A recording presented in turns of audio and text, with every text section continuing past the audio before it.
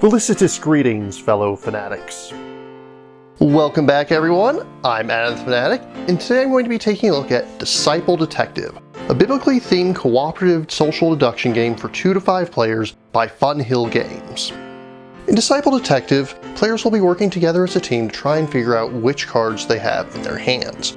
Depending on how many players are in the game, you'll start with anywhere from 2 to 4 cards in your hand. You'll be able to see everyone else's cards, but you will not be able to see your own. On a player's turn, a player may choose to either give other players a clue about their cards, or they may guess one of their own. Players have 7 clue tokens. Whenever they give a clue, or incorrectly guess one of the disciples in their hand, they must place a clue token back into the box.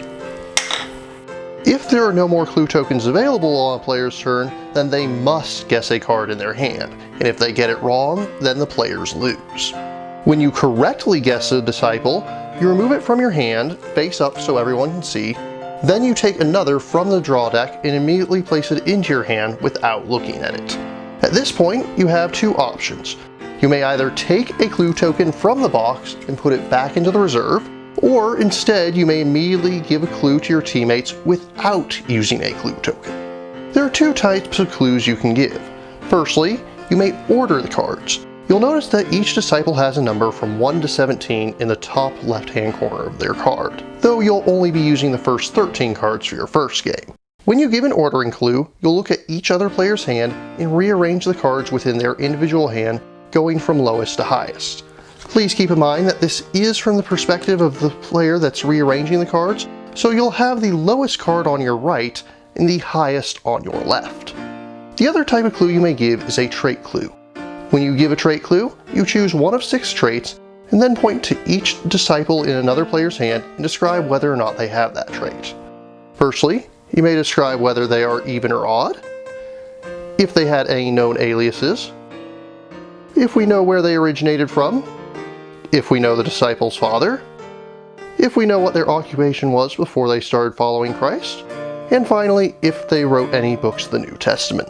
However, for both ordering and trait clues, certain disciples will have quirks that can complicate things. For example, Judas's traits are always inverted to represent his treachery. Do what you came for.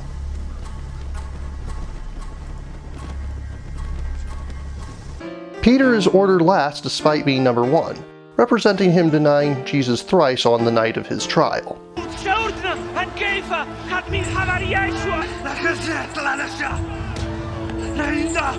But then you have Bartholomew, who further complicates things by negating all other quirks in the same player's hand. This keeps things from being too straightforward.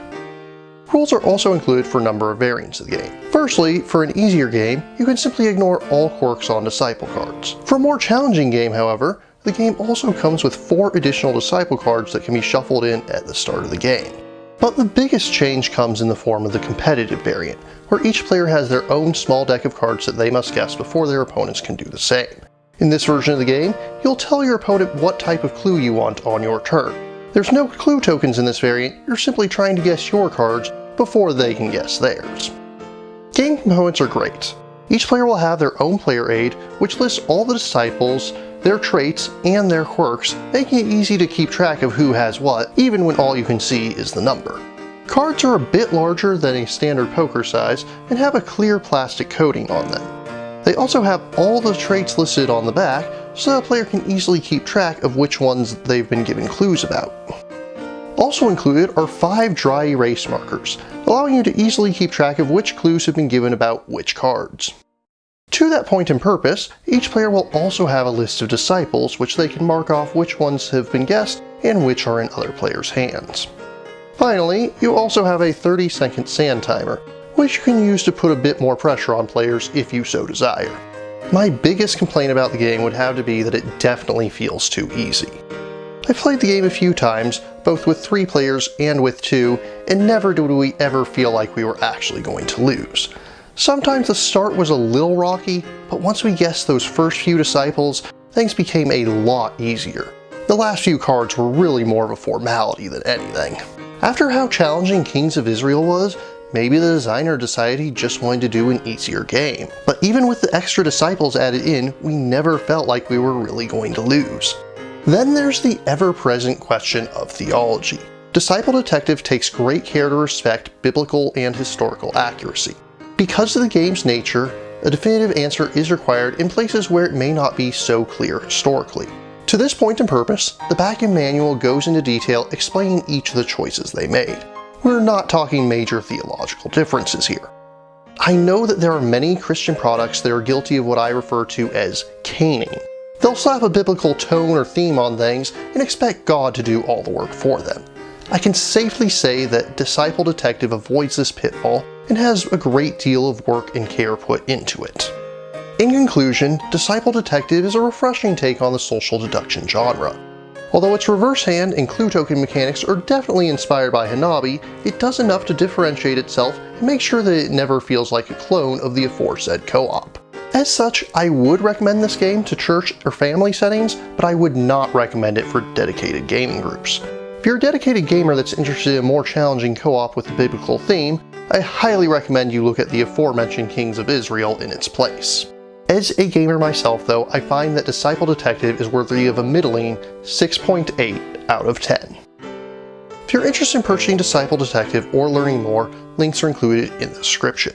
But what about you? What do you think of Disciple Detective? Are there any other Christian-themed board games you're fond of? If you have any questions, remarks, or opposing points of view, leave them in the comments down below, and please remember to like, share, subscribe, and ring that bell. Until next time, farewell, fellow fanatics.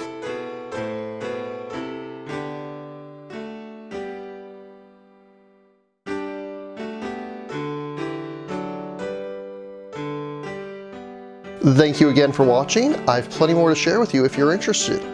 You can click up here above my head to subscribe to my channel.